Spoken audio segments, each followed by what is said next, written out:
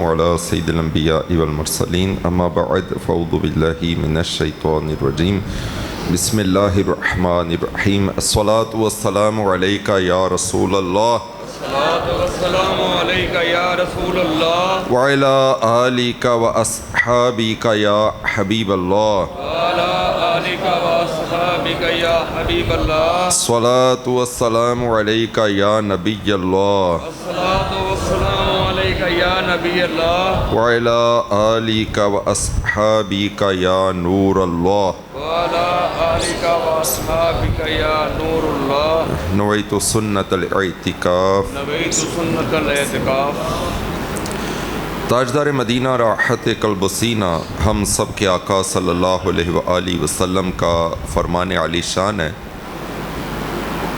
جس شخص نے مجھ پر ایک مرتبہ درود پاک پڑھا اللہ تعالیٰ عز و جل اس پر 10 رحمتیں نازل فرمائے گا، اس کے 10 گناہ مٹائے گا اور اس کے 10 درجات بلند فرمائے گا۔ حصول برکت کے لیے سب مل کر درود شریف پڑھ لیجئے۔ الصلاۃ والسلام علیک یا رسول اللہ وعلی آلک واصحابک یا حبیب اللہ، الصلاۃ والسلام علیک یا نبی اللہ وعلی آلک واصحابک یا نور اللہ۔ پارہ 17 سورۃ الحج آیت نمبر 29 میں اللہ کریم ارشاد فرماتا ہے وَلْيَطَّوَّفُوا بِالْبَيْتِ الْعَتِيقِ، اور اس آزاد گھر کا طواف کریں۔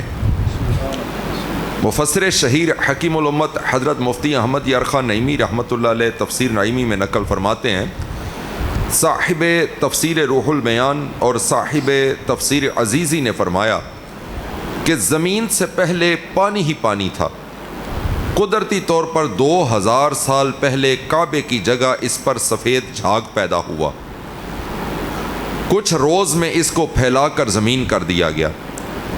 پھر جب فرشتوں کو رب عز و جل نے آدم علیہ السلام کی پیدائش کی خبر دی تو انہوں نے اپنا خلافت کا استحقاق یعنی حقدار ہونے کا دعویٰ پیش کیا اور حضرت آدم علیہ السلام کی پیدائش کی حکمت پوچھی، مگر اس جرأت کی معذرت میں توبہ کی نیت سے 7 برس 7 ایئرس عرش اعظم کا طواف کیا۔ حکم الہی ہوا کہ زمین میں بھی اسی جھاگ کی جگہ نشان لگا دو جہاں میرے بندے خطا کر کے اس کے طواف سے مجھے راضی کیا کریں۔ حضرت سیدنا عبداللہ بن عمر رضی اللہ تعالیٰ عنہما فرماتے ہیں کہ میں نے رسول اللہ صلی اللہ علیہ وآلہ وسلم کو فرماتے سنا کہ جس نے گن کر طواف کے 7 پھیرے کیے اور پھر 2 رکعتیں ادا کیں تو یہ ایک غلام آزاد کرنے کے برابر ہے، اور طواف کرتے ہوئے آدمی کے ہر قدم کے بدلے اس کے لیے 10 نیکیاں لکھی جاتی ہیں اور اس کے 10 گناہ مٹا دیے جاتے ہیں اور 10 درجات بلند کر دیے جاتے ہیں۔ طواف کہاں سے ہے؟ طوائف سے۔ طوائف کا کیا مطلب ہے؟ پھیرے لینے والی، اور طواف یہ بھی کیا ہے؟ پھیرے پورے کرنے والا۔ اور جنہوں نے صحیح انداز میں طواف کیے، خوف الہی سے طواف کیے، ان کے انداز نرالے۔ ایک شخص طواف کرتا ہے اور طواف کرتے ہوئے کہہ رہا ہے یا اللہ میرے اعمال تیری بارگاہ کے قابل نہیں، اگر تو مجھ سے ناراض ہے تو روز محشر مجھے اندھا اٹھانا، مجھے ان آنکھوں کے ساتھ تیرا سامنا کرنا میرے لیے ممکن نہیں۔ کسی نے پوچھا کہ کیا وجہ ہے؟ کہا کہ میں ان آنکھوں کے ساتھ اپنے رب کا سامنا کیسے کر سکوں گا، لہٰذا میں اس لیے کہتا ہوں کہ یا اللہ مجھے اندھا اٹھانا۔ اور وہ کون تھا؟ شیخ عبد القادر جیلانی رحمۃ اللہ علیہ۔ یہ حقیقی معنوں میں یہ وہ لوگ ہیں جو طواف کعبہ کرتے تھے۔ ایک شخصیت ساری رات کعبہ مشرفہ کے پاس کھڑے ہو کر رب تعالیٰ عز و جل کی بارگاہ میں بار بار کہہ رہے یا اللہ میرے گناہ بخش دے، یا مولا کریم میرے گناہ معاف فرما دے، میرے گناہ ریت کے ذروں سے زیادہ، میرے گناہ بارش کے قطروں سے زیادہ، مولا کریم مجھے معاف فرما۔ رو رو کر کوئی حال نہیں، ایک تابعی بزرگ رحمۃ اللہ تعالی علیہ، آپ نے اس شخص کو حوصلہ دیا، کہا کہ یہ تم نے منہ پر نقاب لگایا ہوا ہے اور اتنا رو رہے ہو، کیا وجہ ہے؟ کہ بہت گناہ گار ہو۔ کہا ہاں چھوڑ دو، میں بہت خطا کار ہوں، بہت گناہ گار ہوں، میرے بہت گناہ ہیں۔ اس نے پہچانا نہیں کہ یہ کون ہے۔ ساری رات گزر گئی، سحر ہونے کا وقت جب قریب آیا تو وہ شخص روتا چلا جا رہا ہے۔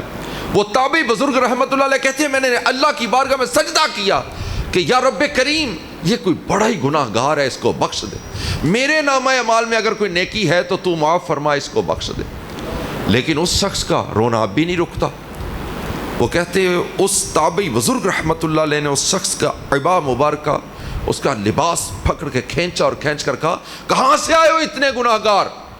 ذرا اپنے چہرے سے نقاب تو ہٹاؤ، میں دیکھوں تو صحیح کہ تم کتنے گناہ گار ہو۔ جب اصرار کیا تو اس شخصیت نے جب اپنے چہرے سے نقاب ہٹایا تو نواسہ رسول، جگر گوشہ بطول، حضرت امام حسین رضی اللہ تعالیٰ عنہ کے بیٹے جناب زین العابدین کی زیارت ہوتی ہے۔ یہ ہیں وہ شخصیات جو حقیقی طواف کرنے والے۔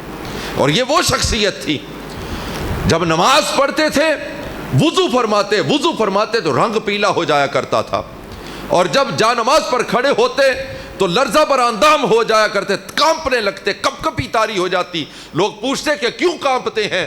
تو ارشاد فرماتے کہ تمہیں معلوم نہیں میں کس کی بارگاہ میں سجدہ ریز ہونے والا ہوں۔ یہ وہ لوگ جو حقیقی عبادات کرنے والے، حقیقی عبادتیں کرنے والے۔ کیا کریں، بہت اب تو ہم کسی پر انگلی نہیں اٹھا سکتے، خدا کی قسم کون کسی کے دل کو جانتا ہے کہ اس کے کیا احوال ہیں، اور بدگمانی کسی پر کر نہیں سکتے، بڑا سخت گناہ ہے۔ لیکن کم از کم ہم اپنے آپ کو تو کہہ سکتے ہیں کہ تو ٹھیک ہو جا، اور کسی کو نہ صحیح، ہم اپنے اندر کو تو کہیں کہ تو ٹھیک ہو جا۔ کسی پر ہم انگلی، کسی پر ہم کوئی بات نہیں کر سکتے، اس میں کوئی شک نہیں۔ لیکن میرے محترم اور پیارے پیارے اسلام بھائیو، ایک بہت بڑی تعداد جاتی ہے کعبہ مشرفہ، لیکن وہاں پر جا کر بھی حقیقی خوف خدا سے محروم رہ جاتے ہیں۔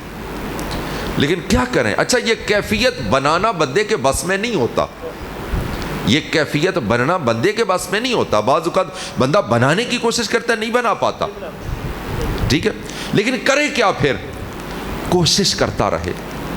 ہمارا کام ہے دروازہ کھٹکھٹاتے رہنا، ہمارا کام ہے عرضیاں پیش کرتے رہنا، ہمارا کام ہے نیکوں کی نقلیں کرتے رہنا، ہمارا کام ہے جو اللہ کے برگزیدہ بندے ہیں نا ان کی نقل کرتے رہنا، کوشش کر۔ بزرگ فرماتے ہیں اللہ کی بارگاہ میں رونا نہ آئے تو رونے جیسی شکل بنا لو، رونے جیسی شکل بنا لو۔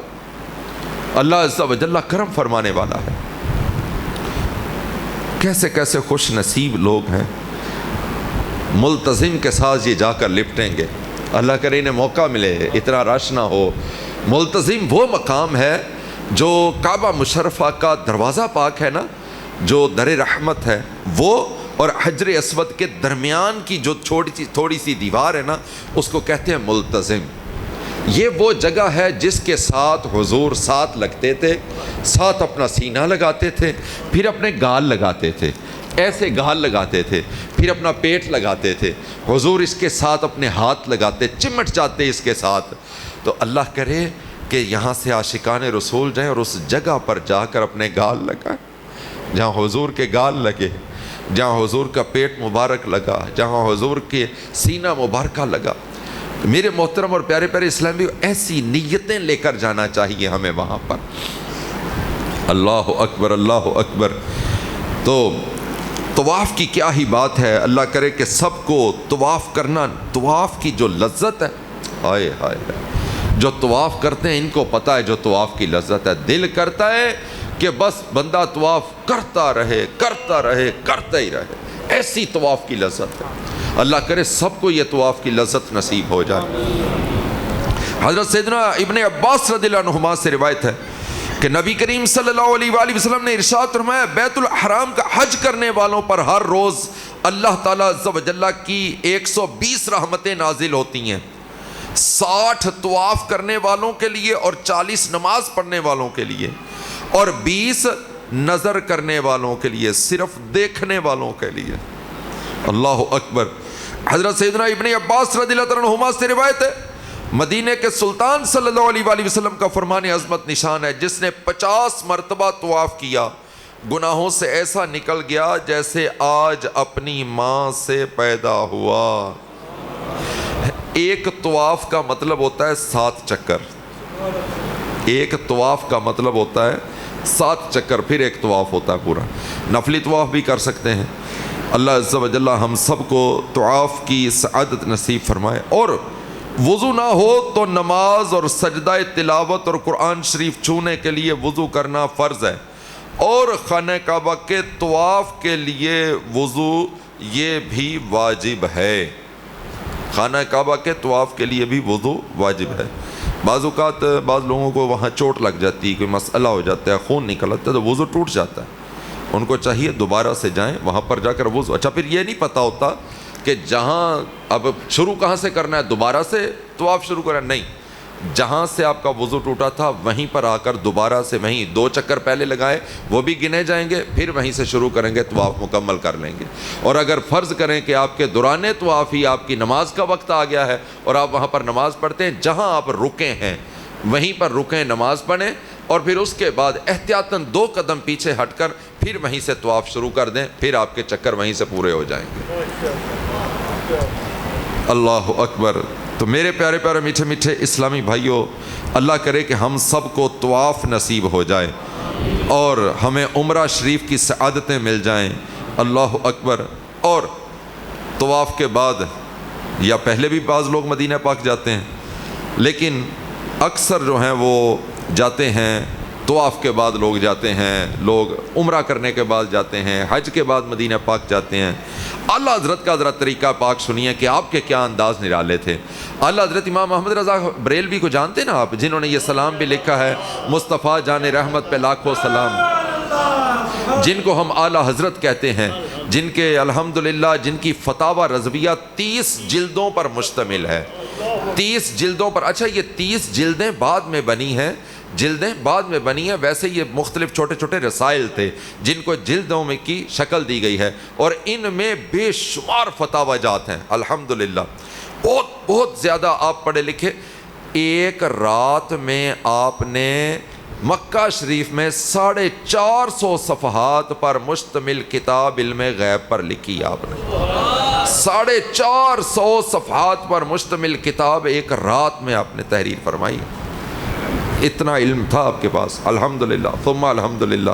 اور آپ کا کیا انداز، حج کیا نا تو بخار چڑھ گیا، اتنا بخار ہو گیا کہ لوگوں نے روکا، کہا کہ حضور اب مدینہ جانا ہے، حج تو ہو ہی گیا تو کیا کرنا ہے، نہ جائیں مدینہ، آپ بیمار ہیں بڑے۔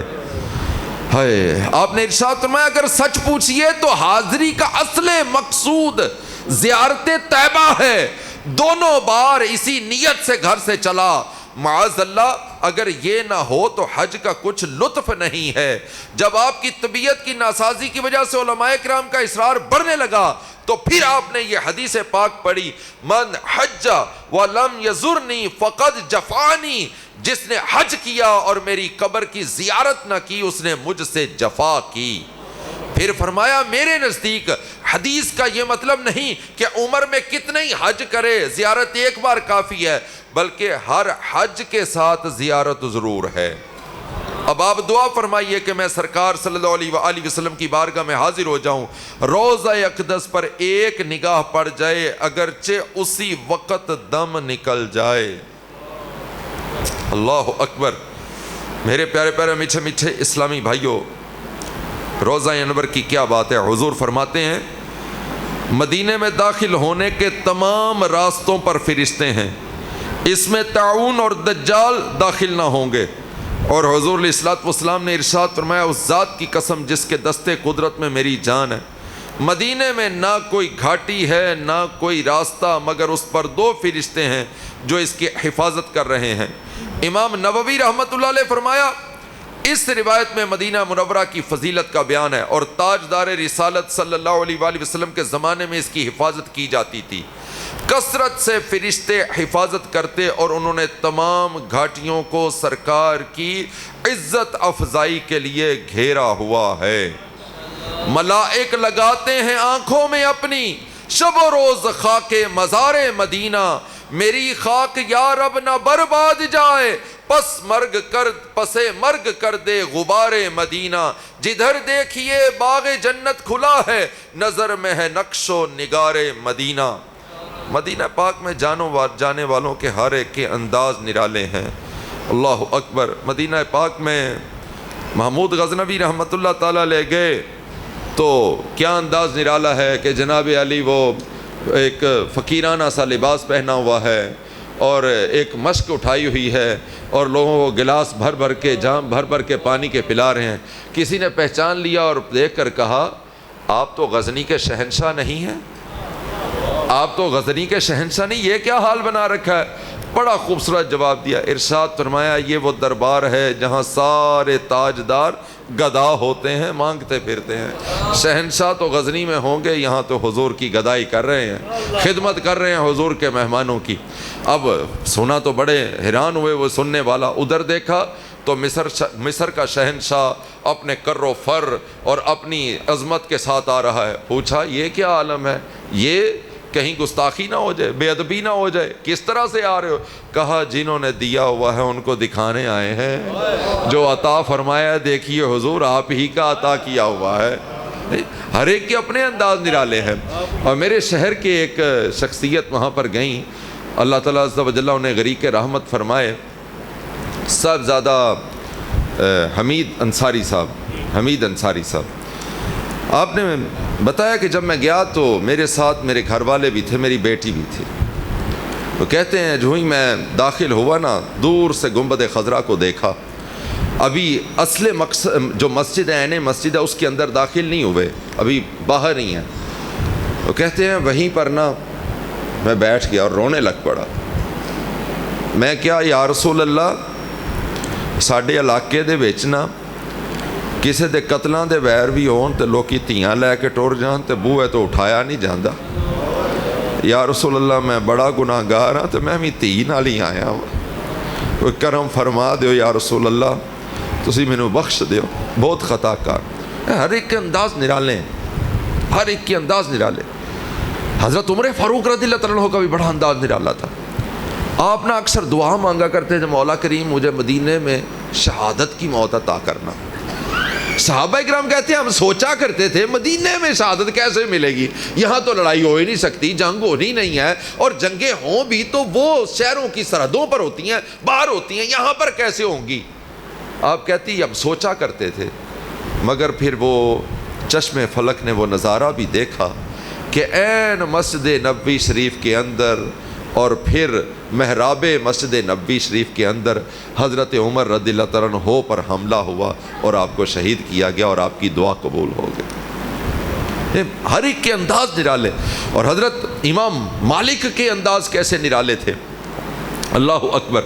یہ اس قدر محبت فرماتے، مدینہ طیبہ سے اس قدر محبت فرماتے نا کہ ان کو کسی نے عربی نسل کے کچھ گھوڑے دیے، تو آپ کے پاس ایک شخص گیا تو کہنے لگا حضور انہیں گھوڑے ایڈے سونے سونے بجے نے تے کدی انہاں تے بہ بھی جایا کرو۔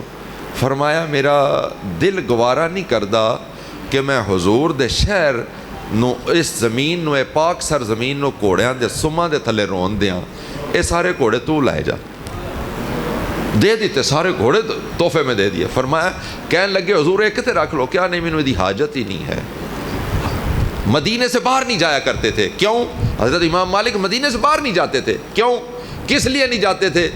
اس وجہ سے نہیں جاتے تھے کہیں میں مدینے سے باہر نہ نکلوں تو مجھے موت نہ آ جائے، میں مدینے کے اندر ہی رہوں۔ اور ادب کیسا تھا، ادب کیسا تھا، ادب ایسا تھا کہ رفع حاجت مدینے کے اندر نہ کرتے تھے، بلکہ مدینہ سے باہر سرحد پر جاتے، ایک پاؤں باہر رکھتے، ایک پاؤں پھر بھی اندر رکھتے اور رفع حاجت باہر فرمایا کرتے۔